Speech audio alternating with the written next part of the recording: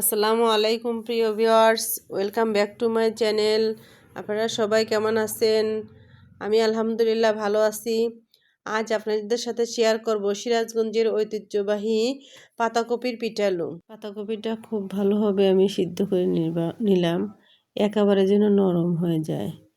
নরম যত সময় না হবে তত সময় পর্যন্ত আমি সুন্দর করে সিদ্ধ করে নিব।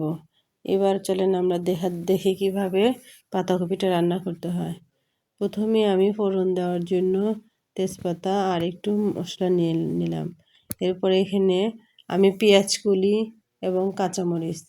পেঁয়াজ কলিটা কিন্তু এই খাবারের মধ্যে দিলে অনেক টেস্টি হয়, সেই জন্য শীতের সময় এটা আমরা সব সময় বেশি রান্না করি। পেঁয়াজ কলিটা বেশি পরিমাণে দিব এবং তার সাথে একটু 1 চামচ হলুদ গুঁড়া, পরিমাণ মতো আমরা লবণ দিব, 1 চামচ দিয়ে দিব আমরা হলো মরিচের গুঁড়া।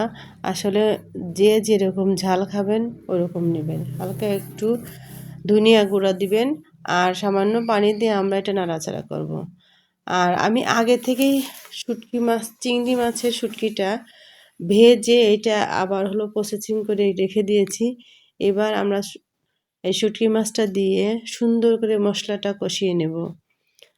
শুটকিটা মশলাটা কষানোর পরে আমরা সে পাতাকপিটা দিয়ে দিব।